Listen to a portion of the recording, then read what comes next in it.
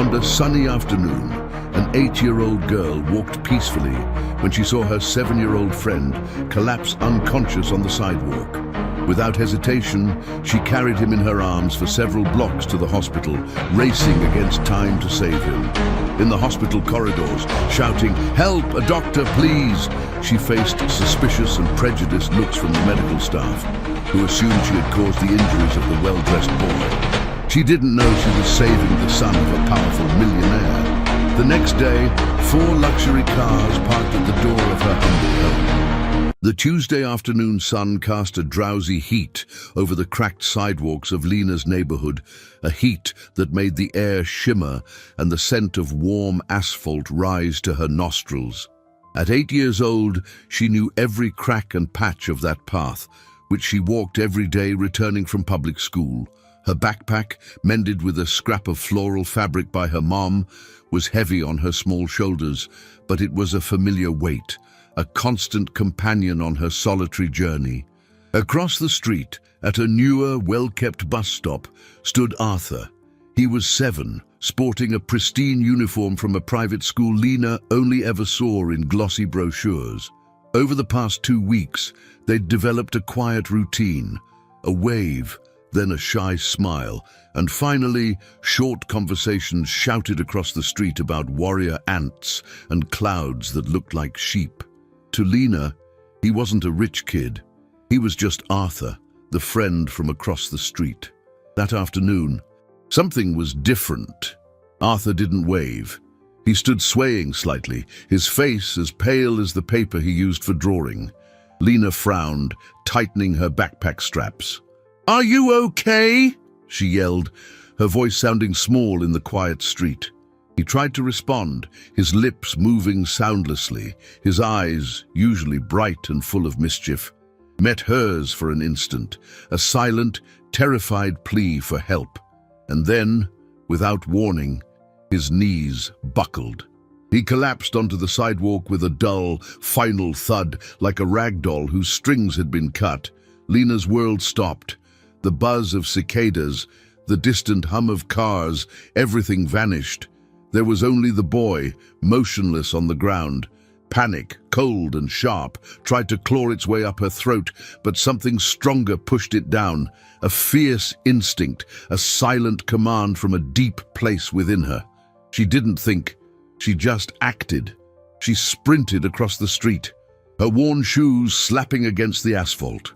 She knelt beside him, her heart hammering against her ribs. "Arthur!" she called, her voice trembling. She shook his shoulder gently. No response. The pallor of his face now had a bluish tint around his lips. A primal fear, the kind children feel in the dark, enveloped her. But the image of her mother, telling her to always be brave and help those in need, flashed in her mind. She looked both ways. The street was deserted. His bus must have already passed. Hers was still a while away. There was no one to ask for help. She was on her own. With an effort that made her muscles scream, she slid her arms beneath him. He was heavier than he looked, a dead, awkward weight. His head lolled back, and for one terrifying moment, she thought she'd hurt him further. Tears of frustration and fear welled in her eyes, but she blinked them away. This wasn't the time to cry. With a low groan, she got to her feet, swaying under his weight. Her knees trembled. The local hospital was several blocks away, a walk she sometimes took with her mum and which always felt endless. Carrying Arthur, it felt like a journey to the other side of the world, but she took the first step and then the second. The expensive fabric of his uniform brushed against her simple, faded dress. The scent of his fabric softener, so different from the bar soap her mom used, filled her nostrils. She was just a poor girl, carrying a boy who seemed to belong to another universe, a world of manicured lawns and brand new toys. But in that moment, none of that mattered. He was her friend, and he needed her. With each painful step, the hospital seemed to grow more distant, and a chilling fear she'd never known began to seep into her heart. A fear that had nothing to do with the weight in her arms, but with the terrifying silence of his breathing. The hospital's automatic glass doors hissed open, swallowing Lena and the unbearable weight in her arms into a world of blinding whiteness and sterile, cold air. The contrast with the street's suffocating heat was a shock, making her shiver. The smell of harsh cleaners and something vaguely medicinal filled her lungs, a scent she associated with hushed whispers and worry. Her arms felt like they were on fire, her muscles protesting with every second. Her legs, which had carried her an impossible distance, had turned to jelly. She took a few more stumbling steps to the reception desk, her vision blurred by exhaustion and sweat stinging her eyes. "Help!" she gasped, the words scratching at her dry throat. "Please, help my friend." A woman in a crisp white uniform with a severe expression looked up from a computer, her professional smile vanishing instantly at the sight. Her gaze swept over Lena, lingering on her dusty shoes, her faded dress, and her face streaked with grime and dried tears. Then her eyes landed on Arthur, his expensive uniform and leather shoes, and the woman's expression hardened, transforming into a mask of cold suspicion. "What happened to him?" the woman asked, her voice devoid of warmth, sharp as a shard of glass. It wasn't a question of concern, but an accusation. Lena felt her heart shrivel. The courage that had propelled her through the streets evaporated, replaced by the old, familiar insecurity that haunted her whenever she was near people like that. People who seemed to belong to a world where everything was clean, orderly, and expensive. He fell, Lena stammered. "He passed out on the street. I brought him here." The woman raised a perfectly arched eyebrow. "You brought him? Alone?" The disbelief in her voice made Lena feel even smaller, as if she'd done something wrong. Other staff members began to approach, drawn by the unusual scene. In seconds, a doctor and 2 nurses were by her side, but their eyes showed no compassion for her. They roughly and efficiently took Arthur from her arms, placing him on a gurney that seemed to materialize from nowhere. Lena instinctively reached out, a whimper of protest escaping her lips, but they were already wheeling him toward a set of double doors. "Wait!" she cried, her voice failing her. The doctor paused for a second, turning to her impatiently. "What's his name? Do you know his family?" "It's Arthur. I don't know his last name," Lena replied, a knot forming in her throat. "We're friends." The doctor exchanged a meaningful glance with one of the nurses, a look that said everything. To them, her story made no sense. A girl like her, friends with a boy like him. The older nurse, with a tight bun and an icy gaze, approached Lena. "You'll have to wait here and answer some questions. Where did you find him? Was anyone else there? Did you push him?" The last question hit Lena like a punch to the gut. The injustice of the accusation stole her breath. She, who had mustered every ounce of her strength to save him, was now seen as the culprit. The tears she'd held back so fiercely finally came, hot and bitter, streaming down her exhausted face. The nurse sighed, a sound of pure irritation. "Look, kid, we don't have time for sniveling. Just tell us the truth." She grabbed Lena's arm, her hand firm and cold, trying to steer her toward a plastic chair in a corner. "You'll stay here until security arrives." But Lena dug her heels in, a desperate loyalty to Arthur overcoming her fear. She couldn't leave him, not while they thought she was the villain. The nurse tightened her grip, her patience clearly exhausted. "Don't make things harder on yourself," she said, her voice low and threatening. The vice-like grip on Lena's arm was overwhelming, as was the feeling of powerlessness. She was cornered, surrounded by impassive faces that had already judged and condemned her. Security would arrive, and what would they do? Call her parents, who already worked so hard just to keep a roof over their heads. Her mom would be devastated to hear her daughter was being treated like a delinquent. The thought sent a new wave of panic through her body. She opened her mouth to try and explain herself once more, to beg them to believe her, but the words wouldn't come out. Her throat was seized by injustice. Just as the nurse began to drag her more forcefully, a faint, almost inaudible sound came from the room where they had taken Arthur. "Lee! Na!" The voice was a hoarse whisper, but to Lena it sounded like thunder. She stopped struggling instantly, her head snapping toward the double doors. The nurse also paused. Surprised. The doctor emerged from the room, his previously annoyed expression now tinged with confusion. "He's calling for someone, a girl named Lena." The older nurse released Lena's arm as if she'd received a shock. All eyes in the hallway turned to the small figure in the faded dress and tear-streaked face. The prejudice in their gazes wavered, replaced by an uncomfortable uncertainty. Lena didn't wait for an invitation. Seizing the moment of hesitation, she pulled free and darted toward the door, past the surprised doctor. The room was bright and filled with rhythmically beeping equipment. Arthur lay on a high bed, wires and tubes connected to his arms.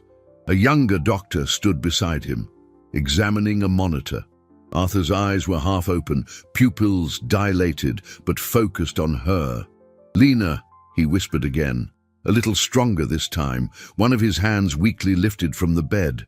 She rushed to his side.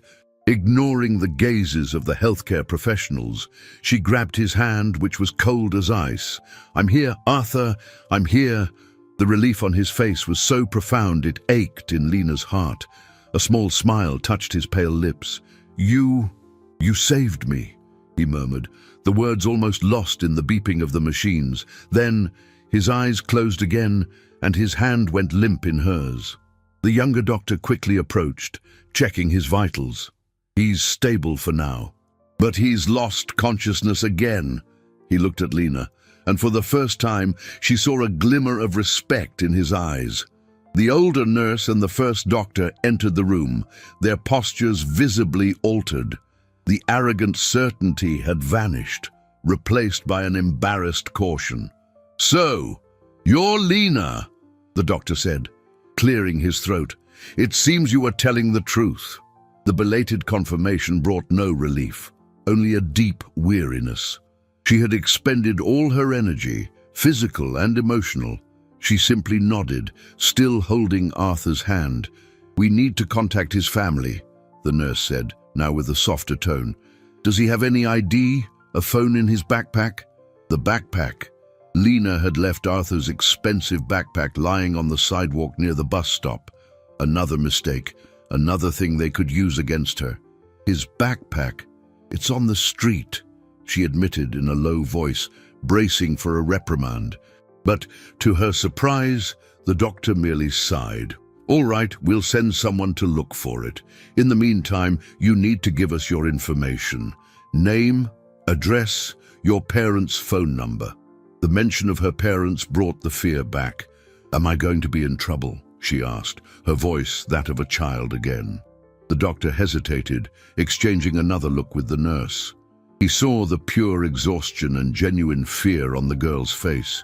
The bravery that had led her to carry a boy heavier than herself for blocks was undeniable. The truth of the situation was finally settling in. This wasn't a criminal, it was a hero. "No, sweetheart," he said, and his voice, for the first time, held a touch of kindness. "You won't be in trouble. In fact, I think you just saved this boy's life." The kindness, after so much suspicion, was what broke her. A sob escaped her lips, and the weariness of 5 weeks, of a lifetime of feeling small, hit her all at once, leaving her swaying beside the bed of the friend she barely knew, but for whom she had risked everything. A week passed, turning that Tuesday afternoon into a distant, feverish memory. For Lena, life had returned to an uncomfortable normalcy. She walked home from school, looked at the bus stop across the street, and saw it eerily empty. The conversations with Arthur, which had begun to color her days, were replaced by a heavy silence. No one from the hospital contacted her. There were no more questions, no thanks. It was as if the event that had consumed every fiber of her being had never happened for the rest of the world. Her mom, Helena, had hugged her tightly when she arrived home that night, brought by a sympathetic police officer who explained the situation in simple terms. Helena's relief was quickly replaced by deep concern. a familiar wrinkle deepening between her brows. She knew the world and its cruelties, and the mixing of a poor daughter with the son of an obviously wealthy family was a recipe for complications.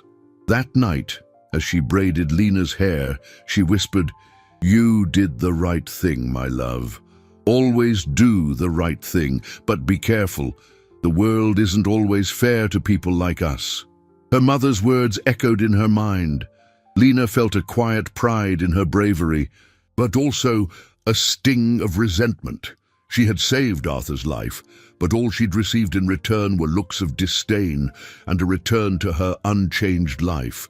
She wondered if he was okay, if he remembered her. The doubt gnawed at her, fueling her insecurity. Perhaps, for people like him, a friend like her was easily forgotten. The following Wednesday, exactly 1 week after the incident, the precarious tranquility of their street was shattered. Lena was on the front porch, helping her mom fold laundry when the first car appeared. It was a black sedan, so gleaming it reflected the clouds, moving slowly down the potholed street like a swan on a muddy pond. It stopped directly in front of their small, modest house, with paint peeling around the windows.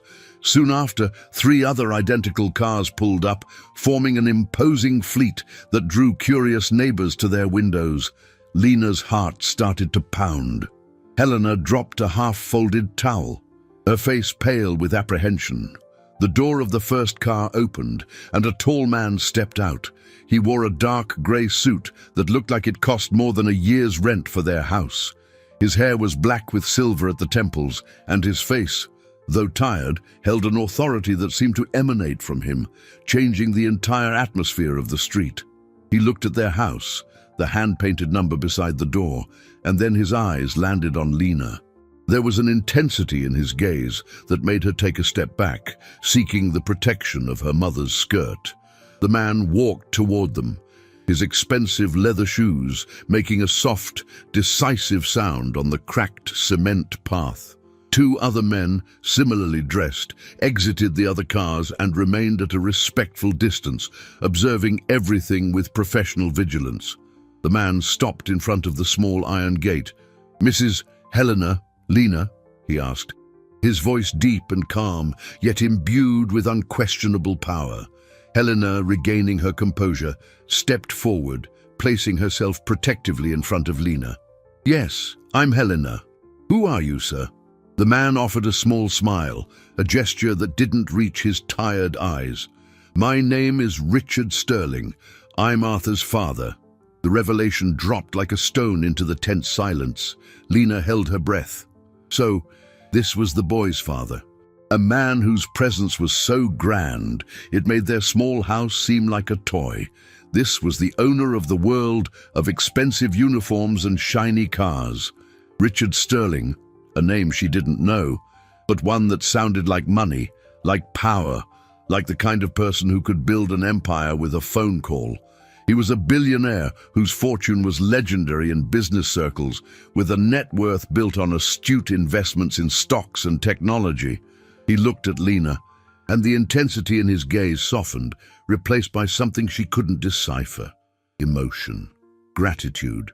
I came to thank you, Lena," he said, his voice slightly choked. "The hospital told me what you did. They said you saved my son's life." Suddenly, Lena's world, which had returned to its normal size, expanded and tilted in a dizzying, frightening way, and she knew with a chilling certainty that nothing would ever be the same. Richard Sterling gestured to one of his assistants, who promptly stepped forward with 2 items in his arms. The first was a bouquet of flowers so large and luxuriant that Lena could barely see the man behind it. There were white lilies, pink roses, and other exotic blooms she'd never seen before, all tied with a silk ribbon. The sweet, overwhelming perfume filled the air, a stark contrast to the smell of earth and clean laundry in their yard. The assistant handed the flowers to Helena, who accepted them with trembling hands, her face a mix of astonishment and distrust. She looked at the arrangement, likely calculating that it cost as much as a month's groceries. The second item was a thick, white envelope, which Richard himself took and extended to Lena. "This is for you," he said, his voice still soft. "It's a small token of my gratitude." Lena looked at the envelope, then at her mum. Helena gave an almost imperceptible nod. With hesitant fingers, Lena took the envelope. It was heavy and made of fine, textured paper. She opened it carefully. Inside, there was a plastic card with a major grocery store's logo and a folded piece of paper. On the paper, it read, "Gift card, $1,000, $1,000. The amount was so abstract, so monumental, that Lena's mind couldn't process it. It was more money than she'd ever seen in her entire life. It was groceries for months. It was new shoes without holes in the soles. It was fixing the leaky roof. It was a security her family rarely knew. She looked at Richard, her eyes wide, unsure what to say. The words, "thank you," seemed small and inadequate. Helena, seeing the amount over her daughter's shoulder, gasped. "Mr. Sterling, this is too much. We can't accept it." Richard gently raised a hand. "Please, it's nothing. What your daughter did for my son is priceless. No amount in dollars or any other currency can repay it. She was brave and selfless. She didn't hesitate. She saved my only child, the most important person in my life. Consider this the least I can do." The sincerity in his voice was undeniable. The facade of the imposing businessman had cracked, revealing a terrified and immensely grateful father. He looked exhausted, the dark circles under his eyes telling the story of a week of vigil and fear. Helena, a woman rarely speechless, struggled to find a response. She looked at her daughter, whose instinctive act of kindness had brought this man and his immense wealth to their humble doorstep. Pride swelled in her chest, so strong it almost hurt. "Thank you," she finally managed to say, her voice choked. "Lena just did what her heart told her." Richard nodded, his eyes fixed on Lena. "And she has a heart of gold," he said. "Arthur is recovering. He asks about you every day. The doctors found he has a rare condition, something that makes him prone to sudden episodes. If you hadn't acted so fast." He didn't finish the sentence, emotion engulfing him. He took a deep breath, composing himself. "I wish I could stay longer, but I need to return to the hospital. As soon as Arthur is better, I'd like both of you to visit him. He would be very happy to see you, Lena." The idea of going to the hospital again, of entering that sterile, judging world, sent a shiver through Lena. But the thought of seeing Arthur, of knowing he was okay, overcame the fear. She nodded, a small smile finally appearing on her lips. Richard smiled back, a genuine smile this time. "One of my assistants will be in touch to arrange the details," he said, turning to leave. "Thank you again." He got into the car, and the black fleet departed as silently as it had arrived, leaving behind a fragrant bouquet of flowers, a gift card that would change their lives, and an overwhelming sense that the line separating their two worlds had been irrevocably erased. Helena hugged Lena tightly, burying her face in her daughter's hair, the scent of the expensive flowers mixing with the familiar smell of her little hero. But as Lena held the plastic card in her hand, a new and unsettling worry began to form in her mind. What would happen now? The days that followed were surreal. The gift card, initially viewed with a mix of euphoria and suspicion, became an undeniable blessing. For the first time in a long while, Helena went to the grocery store without a calculator in hand, filling the cart with fresh fruits, yogurts, and even a small packet of imported cookies Lena always eyed longingly.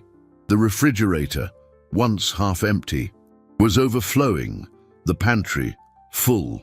That piece of plastic represented more than food. It represented relief, a brief period of respite from the constant financial anxiety that hung over their house like a rain cloud. Helena, however, remained cautious. She used the card sparingly, as if she feared the magic might end at any moment. "This is for emergencies," she'd repeat, even as she placed a steak in the pan, a rare luxury that filled the house with a delicious aroma. Meanwhile, at her job, something had shifted. Helena worked as a night shift cleaner in one of the massive downtown office buildings. It was an anonymous, grueling, but stable job. She was good at what she did, efficient, reliable, and invisible, exactly how her employers liked her. The week after Richard Sterling's visit, his assistant called, as promised, to schedule the hospital visit. The voice on the other end of the line was polite and professional. During the conversation, he mentioned the name of the company he worked for, Sterling Holdings, the flagship company of Richard's vast empire. The name rang a bell in Helena's head. It was the same name emblazoned on the badges and floor mats of the building where she spent her nights scrubbing floors. Her blood ran cold. She was an employee of Richard Sterling, one of thousands, of course, an insignificant cog in his colossal money-making machine. But still, an employee. She had never made the connection. To her, the building owner was a faceless figure, a distant corporate entity. Now, that figure had a name, a face, and a debt of gratitude to her daughter. A chilling panic seized her. Should she tell him? Should she pretend she didn't know? The coincidence was so unlikely it felt dangerous. What would he think? That she was trying to take advantage of the situation? That her daughter had befriended Arthur on purpose? Paranoia, fueled by a lifetime of disadvantage, began to bloom. She decided, for now, to keep the information to herself. It was safer. The hospital visit was scheduled for Saturday. Lena was nervous but excited. She chose her best dress, one her grandmother had given her, and Helena carefully braided her hair. When the black car, the same one that had come to their house, pulled up to the gate, Lena felt as if she was stepping into a fairy tale. This time, at the hospital, the reception was drastically different. The nurse at the counter, the same one who had treated her with such disdain, flashed a wide, forced smile at the sight of them. "Mrs. Helena, Lena, Mr. Sterling is waiting for you. This way, please." They were led down quiet corridors to a wing that looked nothing like the chaotic emergency room. It was the private wing. The rooms were suites, with wooden doors and soft carpets. Richard met them in the hallway, the relief on his face visible. "Thank you for coming," he said, guiding them into the room. Arthur was sitting up in bed, dressed in blue silk pajamas. He looked thinner and paler, but his eyes lit up at the sight of Lena. "Lena!" he exclaimed, a genuine smile spreading across his face. Lena rushed to the bedside. "Are you okay?" "I'm better now that you're here," he said, and the simplicity of his joy warmed her heart. They began talking as if nothing had happened, as if they were shouting to each other across the street. They talked about Lena's teacher, Arthur's neighbor's dog, and a new video game he'd gotten. For a few minutes, they were just two children, two friends, and the barriers of wealth and social class dissolved. Helena and Richard watched from a distance, a bittersweet smile on both their faces. They saw the purity of that friendship, a connection that the adult world, with its complications and prejudices, had not yet tainted. But in the corridors of Sterling Holdings, the story of the cleaner whose daughter saved the boss's son began to spread. Poisonous whispers followed Helena as she pushed her cleaning cart. Looks of envy and resentment accompanied her. Executives who used to walk past her without notice now observed her with a new and dangerous interest. They didn't see a proud mother, they saw an opportunist. And one of them, an ambitious and resentful manager, saw an opportunity to undermine the boss's image and perhaps gain some power in the process. The friendship between Lena and Arthur flourished in that sterile hospital room, an oasis of innocence amid an increasingly complicated world. Richard found, seeing the genuine happiness in his son's eyes whenever Lena was near, encouraged the visits. Almost every afternoon, a car was sent to pick Lena up from school and take her to the hospital. They spent hours playing board games, drawing, and telling stories. For Arthur, Lena's presence was the best medicine, more effective than any drug the doctors could prescribe. For Lena, those visits were an escape from a reality that was becoming increasingly hostile. At school, news of her connection to the rich kid had spread like wildfire. The children, who used to be her friends, now looked at her with a mix of envy and scorn. "Here comes the princess," a classmate hissed as she passed in the schoolyard. "Thinks she's better than us now." Another boy shoved her, making her drop her books. "You're trying to milk his family, aren't you? My mom says people like you only care about money." The words were like stones, each leaving a bruise on her already fragile self-esteem. She tried to ignore them, tried to remind herself that they didn't know the truth, but the bullying was relentless. She began to isolate herself, spending recesses alone in a corner of the library, finding refuge in the silent worlds of books. The joy of her afternoons with Arthur was the only thing keeping her afloat, but even that joy came with a price. She felt split between two worlds, belonging to neither. At home, the tension was of a different kind. Helena noticed the emotional bruises on her daughter, the way she would shrink and become quiet. But Lena refused to talk about school. Meanwhile, at work, the atmosphere for Helena had become glacial. Her cleaning colleagues avoided her, and supervisors watched her with hawk-like eyes, searching for the slightest mistake.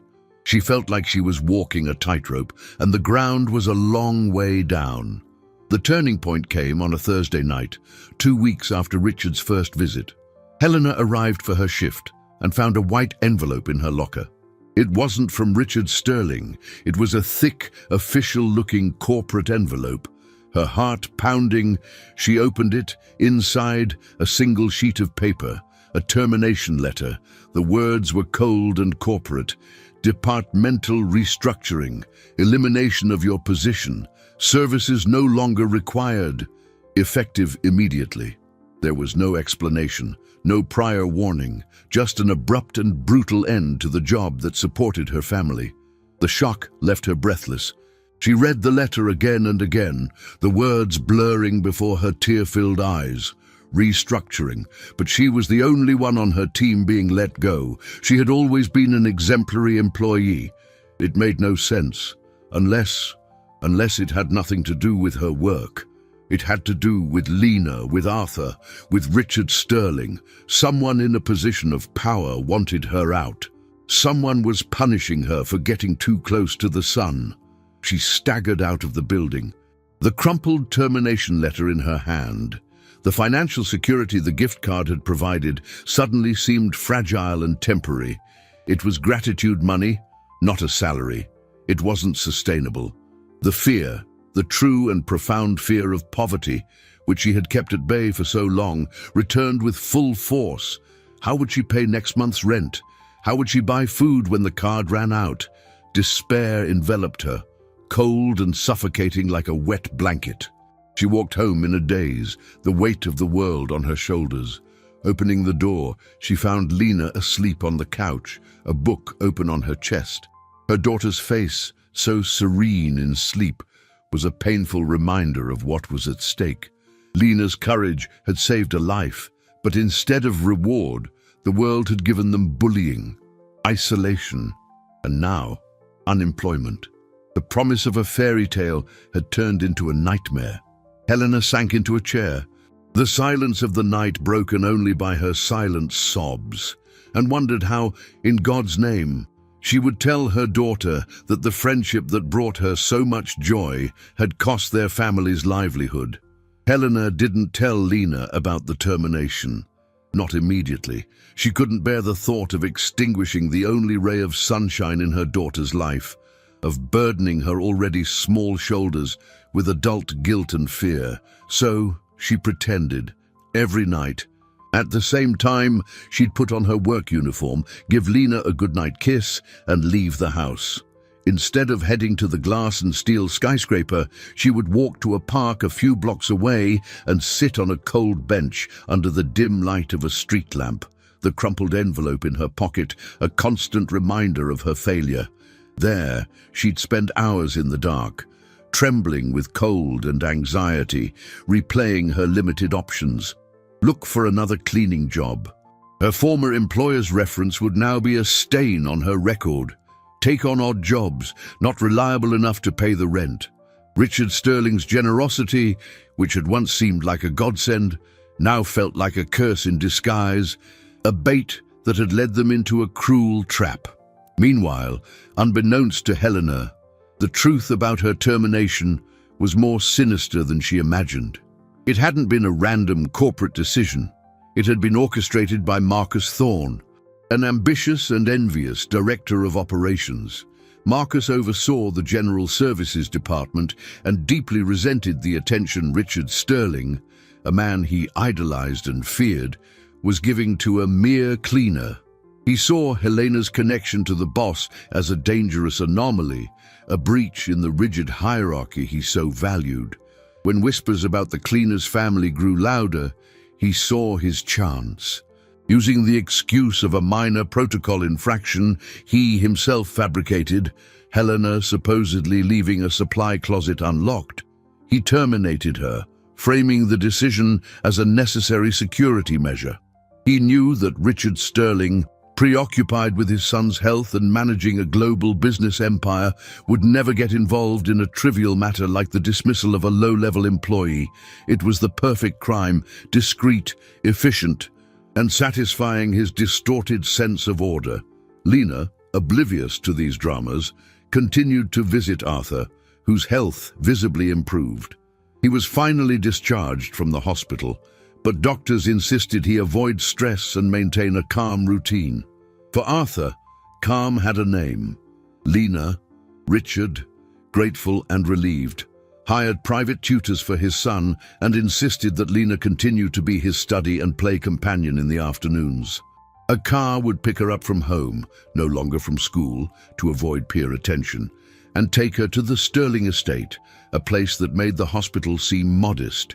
The house was a modern palace of glass and white stone, overlooking the ocean. There was an infinity pool, a home cinema, and a garden so vast it resembled a park. Lena felt as though she had stepped onto another planet. At first, she was intimidated by the opulence, by the wealth that manifested in every detail, from the artwork on the walls to the silver cutlery. But Arthur was the same old Arthur. He didn't care about the expensive furniture. He wanted to build pillow forts and run around on the lawn. With him, Lena could forget the bullying, forget the pitying looks from neighbors, and just be a kid. However, the shadow of her mother's termination hung over her, even if she didn't know what it was. She noticed the worry in Helena's eyes, the way her mum smiled less often, the weariness that seemed to have settled into her bones. She noticed that the food in the pantry was starting to dwindle again, and the luxuries had disappeared. "Mom, are you okay? You look tired," Lena asked one night as Helena tucked her into bed. Helena forced a smile, adjusting the blanket around her daughter. "I'm fine, my love. Just a lot of work."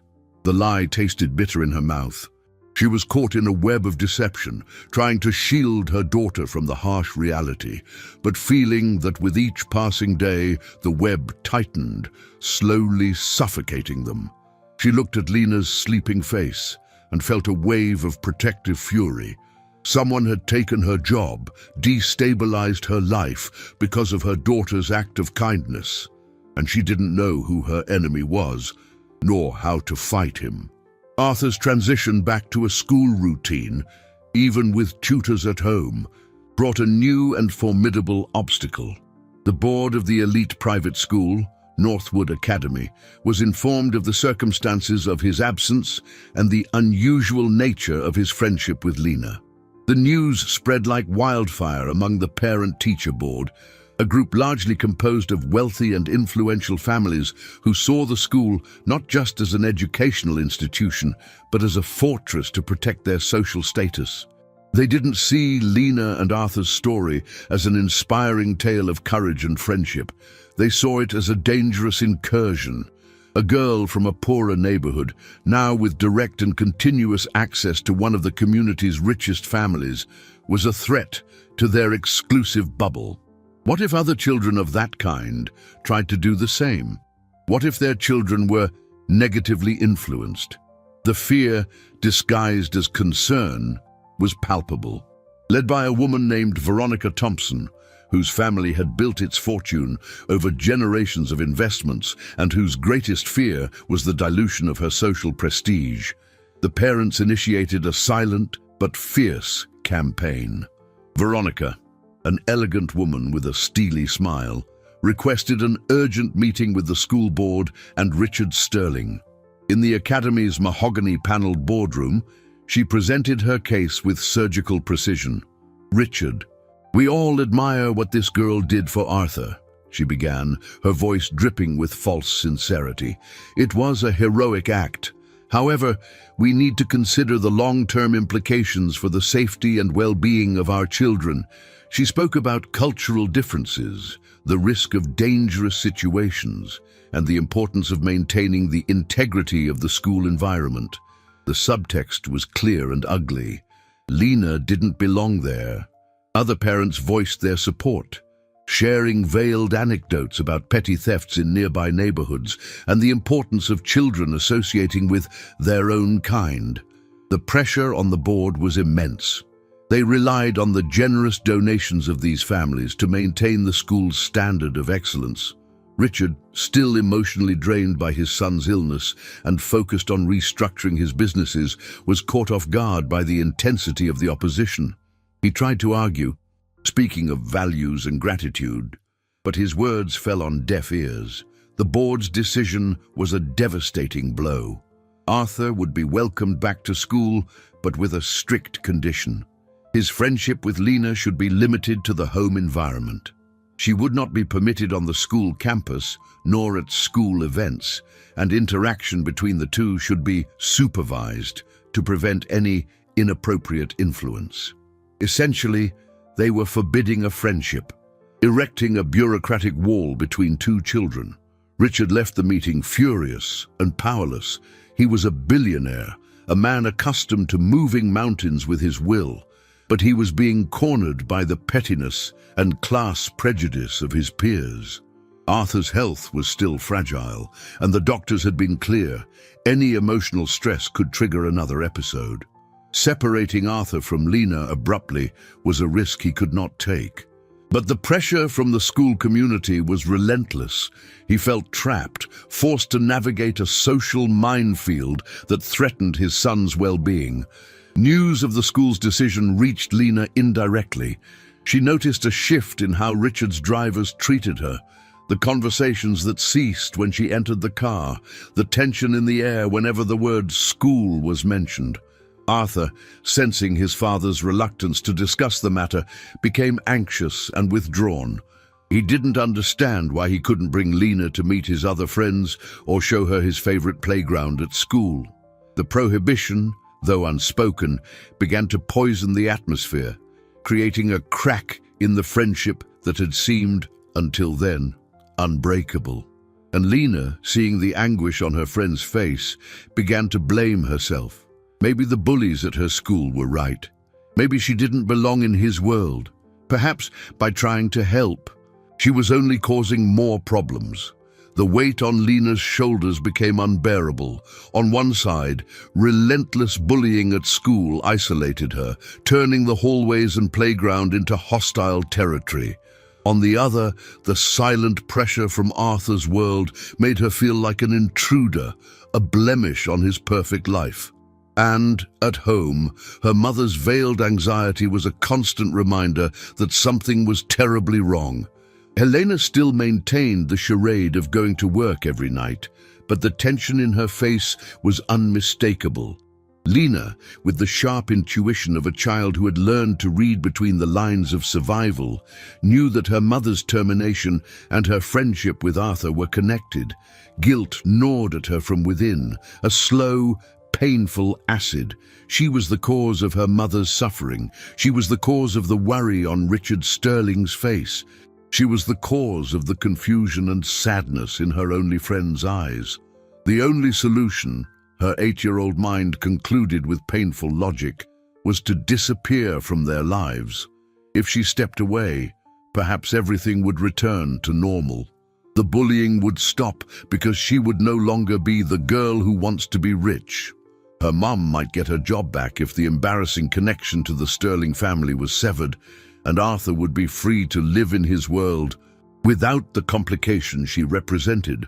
The decision broke her heart. The idea of no longer seeing Arthur's smile, of no longer hearing his laughter, was like imagining a world without sun. But the loyalty that had compelled her to carry him across the street now drove her to a different kind of sacrifice, protecting him from herself. She began to create distance.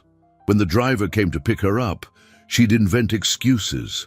"I'm not feeling well today," she'd say, her voice low and unconvincing. "I have too much homework." At first, Arthur called, his voice full of concern. "Are you okay, Lena? I miss you." Each of his words was a knife to her chest. "I'm fine," she'd lie, blinking back tears. "We'll talk later." After the third consecutive refusal, the calls stopped. The silence that followed was louder and more painful than any shout. She felt hollow inside, as if she had ripped out a part of herself. But it was for their own good, she repeated to herself, a weak mantra against the growing pain. The effect on Arthur was immediate and catastrophic. Lena's absence created a vacuum in his routine, a hole that no amount of toys or paternal attention could fill. He became apathetic, refusing to eat and losing interest in his games and tutors. The light in his eyes, which had returned with Lena's presence, began to fade again. He had developed a deep emotional reliance on his rescuer, his only true friend. Her emotional stability was the anchor that kept his fragile health in balance. Without her, he was adrift in a sea of anxiety. Richard watched his son's deterioration with growing panic. He didn't understand Lena's sudden withdrawal. He tried calling Helena, but the calls went straight to voicemail. Helena, afraid of a confrontation about her termination, was avoiding his calls. To Richard, it seemed the entire family was rejecting him after everything he had tried to do. Then, what the doctors feared happened. One afternoon, while looking melancholically out the window, waiting in vain for the car that used to bring Lena, Arthur had another episode. His face went pale, his breathing became shallow, and he collapsed in the arms of a terrified nanny. The rush to the hospital was a repeat of the nightmare, but this time, the cause was no mystery. When Arthur regained consciousness, the first and only word he whispered was Lena. The doctors were direct with Richard. "Mr. Sterling, your son's condition is exacerbated by emotional stress. The separation from this friend seems to have been the trigger. Physically, he can recover, but psychologically, he needs her.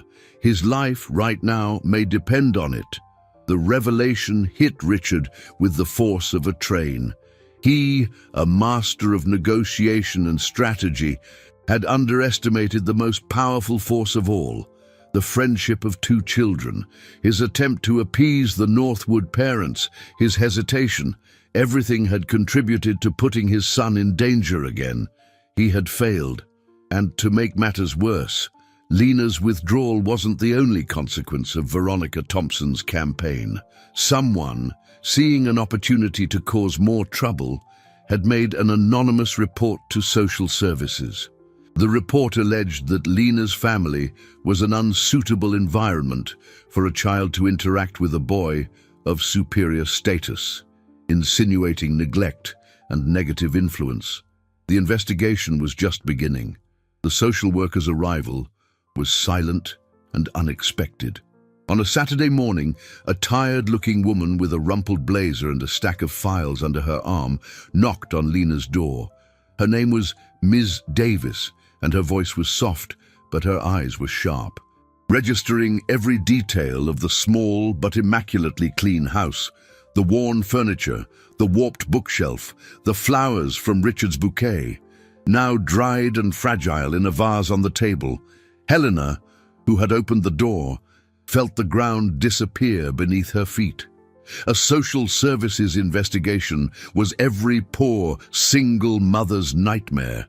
It was a presumption of guilt, a veiled threat that her most precious possession, her daughter, could be taken from her. The anonymous report was a cruel low blow, a weapon used by someone who wanted to hurt them irreparably. Miss Davis was polite, but her questions were like small probes, searching for weaknesses. "What is your financial situation, Miss Helena? Does Lena have adequate meals? How would you describe her friendship with the Sterling family?" Helena answered everything with trembling dignity, fear and anger battling in her chest. Lena watched from the kitchen doorway, her heart beating like a trapped bird. She understood what was happening. The rich parents didn't want her near Arthur, and now they were trying to prove she was a danger, that her home, her only refuge, wasn't good enough. It was prejudice in its most official and terrifying form. The interview left a trail of poison in the air, a sense of violation and powerlessness. They were being judged by their poverty, their lives scrutinized under a hostile microscope. Meanwhile, the story, previously confined to whispers in school and corporate corridors, exploded in the local media. An online tabloid, sniffing out the scent of scandal, published a sensationalist article, "The Millionaire and the Girl from the Wrong Side of the Tracks, Friendship or Exploitation. Sources question poor family's influence over young Sterling heir."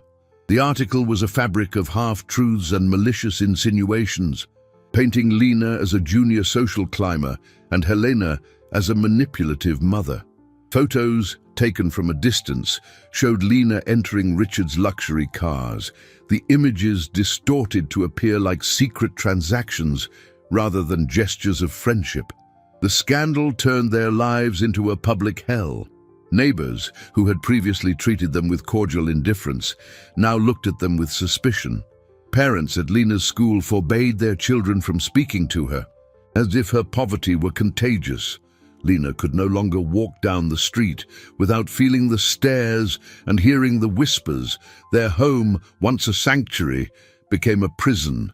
Helena, unemployed and now under investigation, began to crumble. The facade of strength she had maintained for so long began to crack, revealing the desperation underneath. Richard Sterling, upon seeing the article, felt a cold, calculating fury he hadn't felt in years. He recognized the language, the subtle insinuations. It was the hallmark of Veronica Thompson and her circle. They weren't just trying to protect their bubble. They were actively trying to destroy an innocent child and her mother to prove a point. His son's health was at risk, and now the family of the girl who saved him was being publicly crucified. The last straw was the social services investigation, which he learned about through his lawyers. It was an unacceptable escalation. He had tried to be diplomatic, tried to navigate the sensibilities of his social class. No more. They had crossed a line, and he would retaliate with the full weight of his power and his fortune. His first call was to the hospital, to the medical team caring for Arthur. He wanted all reports, all blood samples, all test results from day one. A terrible suspicion, a thought he had dismissed as a father's paranoia, began to take shape in his mind. Arthur's condition was rare, yes, but his relapses seemed conveniently timed with stress events. What if it wasn't just stress? What if there was something more, something everyone had missed? While his medical assistants gathered the data, he prepared for war. He hired the city's best public relations firm to combat the tabloid narrative and the best team of lawyers to deal with the school and the social services investigation. The capital cost was astronomical, but irrelevant. His focus was no longer on profit or stock dividends. It was on justice. He looked at his son, sleeping restlessly in his hospital bed, and made a silent promise. He would find the truth, no matter how ugly it was, and he would protect the two children the world seemed determined to destroy. The truth, when it arrived, was uglier and more terrifying than Richard could ever have imagined. It came in the form of a detailed toxicology report, requested by a rare disease specialist he had hired in Zurich, paying a fortune to expedite the results. The specialist analyzed weeks of Arthur's blood samples and found minuscule, almost undetectable traces of a compound derived from a rare plant. The substance, when administered in small, continuous doses, didn't kill immediately. Instead, it mimicked the symptoms of a neurological disorder, causing weakness, disorientation, and eventually organ failure. It was a subtle, diabolical poison designed to kill slowly, making death appear to be the result of a tragic, natural medical condition. Arthur didn't have a rare disease. He was being systematically poisoned. The report landed on Richard's desk like a death sentence. The air fled his lungs. The whole world tilted and shattered into a million pieces. Someone close to his son, someone with daily access to him, was trying to murder him. The list of suspects was small and terrifying. The poison was being administered through the vitamin supplements Arthur took every morning, mixed into his orange juice. Only a handful of people had access to those supplements. Richard, the longtime housekeeper, the nanny, and his own brother, Frederick, Arthur's beloved uncle, Richard's younger brother, who lived in the guest wing of the mansion. Frederick, who managed a small part of the family business with thinly veiled resentment for always being in the shadow of his billionaire brother. The inheritance, the vast fortune. If Richard died, Arthur would be the sole heir. But if Arthur, a sickly child, died first, the fortune would pass to the closest relative, Frederick. The memory of dozens of small incidents flooded Richard's mind. Frederick insisting on preparing Arthur's juice, the exaggerated concern that always seemed a bit performative, the subtle comments about the boy's fragile health. Everything clicked with horrifying clarity. The revelation was the third and most devastating twist. It was no longer about class prejudice or bullying. It was an attempted murder, and the only person who, by sheer chance, had interrupted the process was Lena. By taking Arthur to the hospital that first afternoon, she hadn't just saved him from a crisis, she had removed him from the environment where he was being poisoned, giving his body time to partially cleanse itself, confusing the doctors and, unknowingly, saving his life. And her withdrawal, which caused Arthur's relapse, put him back under Frederick's direct care, allowing the poisoning to restart. Richard's blood ran cold. He had, inadvertently, placed his son back in the hands of his would-be killer. He acted with the speed and precision that made him a legend in the business world. He didn't call the police immediately. Frederick was cunning. He would deny everything, and the evidence was circumstantial. Richard needed a confession, and he needed to protect Lena, the only witness who could, unknowingly, unravel everything. He understood, with painful clarity, why the universe had placed that courageous girl in his path. She was the key. He drove to Lena's house, this time without the fleet of cars, in a discreet vehicle. He found Helena and Lena huddled at home, afraid to go out. He sat in their small kitchen. The contrast between the humility of the surroundings and the monstrosity of the truth he carried was stark. He explained everything about the orchestrated termination of Helena's employment by Marcus Thorne, which he had uncovered through an internal investigation, about the defamation campaign led by Veronica Thompson. And finally, his voice choked, about the poisoning and his suspicion regarding Frederick. Helena and Lena listened in shocked silence, their world turning upside down once again. "I need your help," Richard said, looking directly at Lena. "Frederick doesn't know that I know. He thinks Arthur's relapse was because of your distance. The only way to catch him is to make him feel safe, make him try again. But this time, we'll be watching. I need you to come back to my house, Lena. I need you to pretend to be Arthur's friend again. But now, it's the most dangerous mission you can imagine. You'll have to be near a man who might try to hurt him, and perhaps you." He was asking an 8-year-old girl to be bait in a trap for a potential murderer. The choice he placed before her was the most terrifying of all. to bear witness, risking her own safety and her mother's, or to remain silent, leaving her friend in mortal danger. For a long moment, the only sound in the kitchen was the hum of the old refrigerator. Helena looked at her daughter, her heart a knot of protective terror. The idea of putting Lena in any kind of danger was unthinkable. She opened her mouth to refuse, to scream that this was madness, that Richard Sterling and his monstrous problems should stay far away from her family. But before she could speak, Lena lifted her head. Her eyes, which had reflected so much fear and confusion in recent weeks, now shone with fierce determination, the same that had propelled her to carry Arthur across the street. She didn't fully grasp the complexity of evil, the greed for an inheritance or family betrayal, but she understood one thing with crystal clarity. Arthur was in danger, and she could help. "I'll do it," she said, her voice small but unwavering. "I'll protect Arthur." The girl's simple, direct courage silenced any objection. Helena looked at her daughter and saw not a victim, but a warrior. In that moment, she knew she couldn't stop her. Instead, she needed to trust her. Richard's plan was meticulous. Tiny cameras and microphones were installed throughout the mansion, especially in the kitchen and Arthur's room. A new security team, composed of former federal agents, replaced the old staff, moving through the house disguised as groundskeepers and drivers. Lena and Helena were moved into the guest wing, the same one Frederick occupied, under the pretense of protecting them from media harassment. Proximity was essential for the trap. Lena resumed her routine with Arthur, who, oblivious to everything, was radiant to see her. His recovery was almost instantaneous.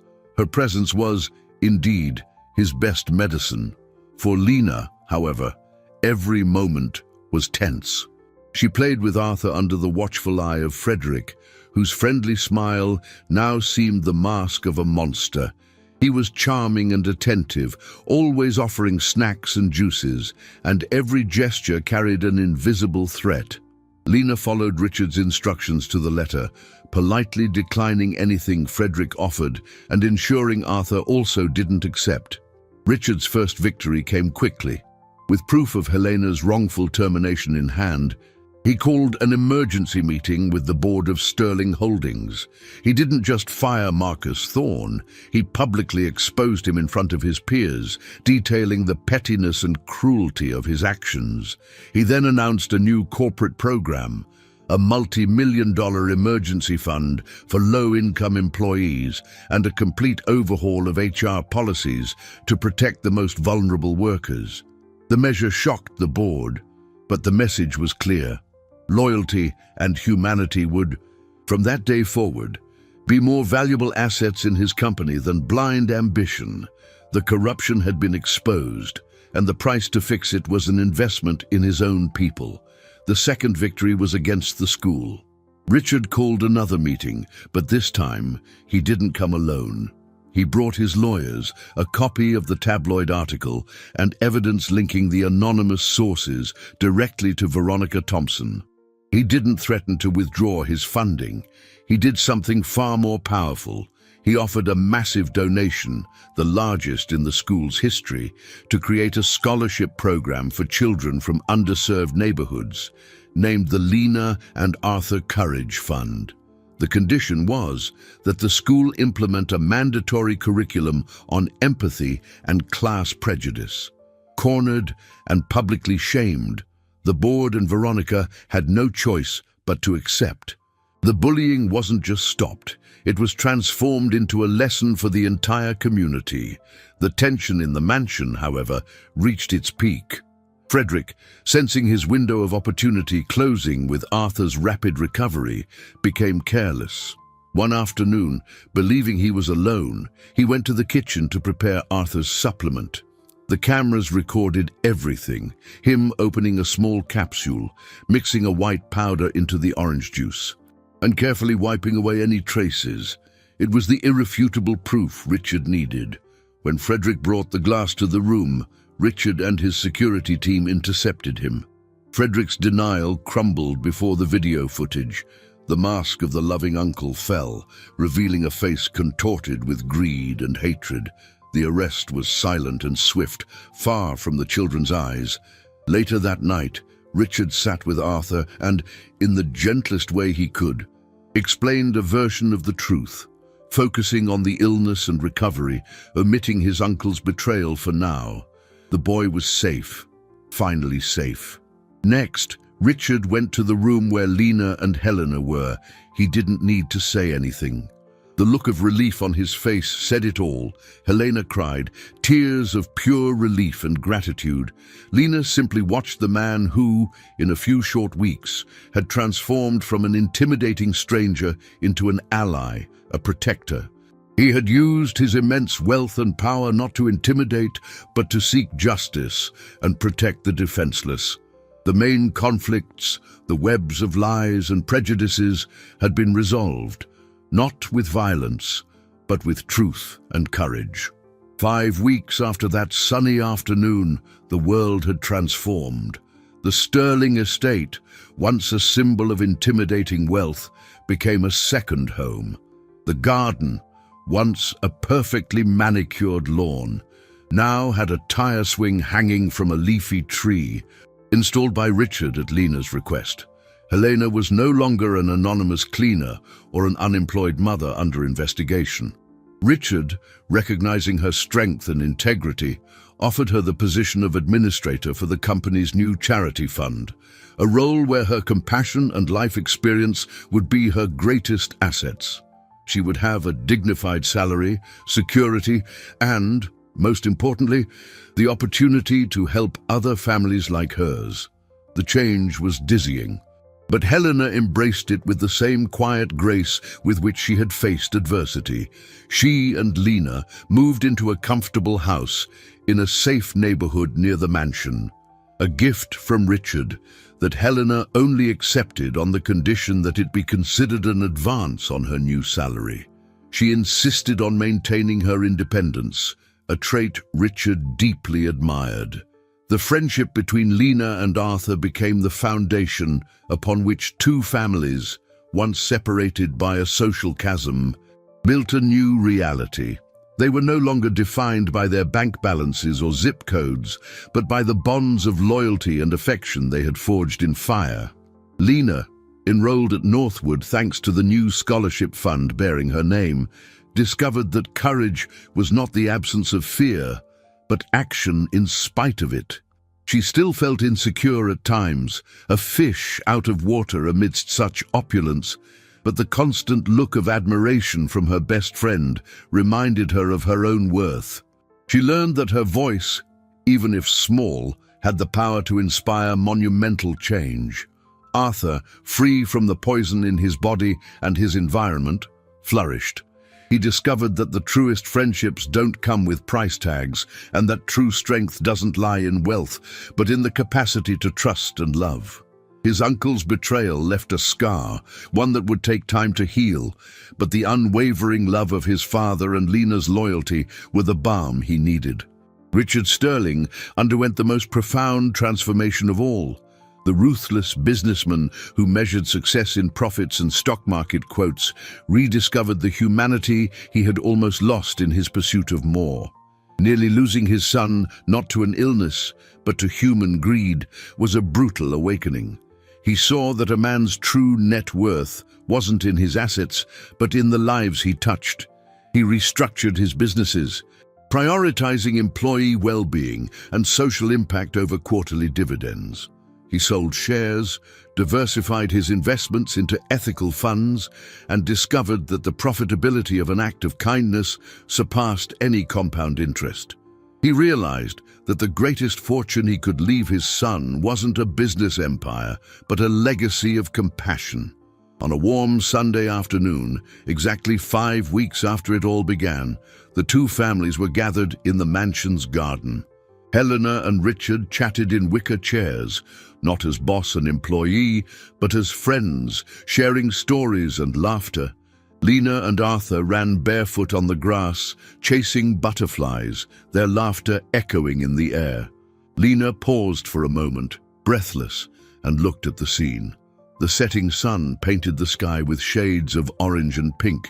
She looked at her mom, whose face was relaxed and happy in a way she hadn't seen in years. She looked at Richard, who watched his son with a pure, unguarded love. And she looked at Arthur, her friend, who smiled at her, waiting for her to run again. In that instant, she understood. The journey had been terrifying, filled with obstacles that seemed insurmountable. But every step, every tear, every moment of fear had led her to this place. A simple act of helping a friend on the sidewalk had unleashed a chain of events that not only saved a life, but healed wounds, tore down walls, and united worlds. Courage, she realized, was like a seed. Even the smallest one, planted with a gesture of selfless compassion, could grow and transform into something beautiful and unshakable.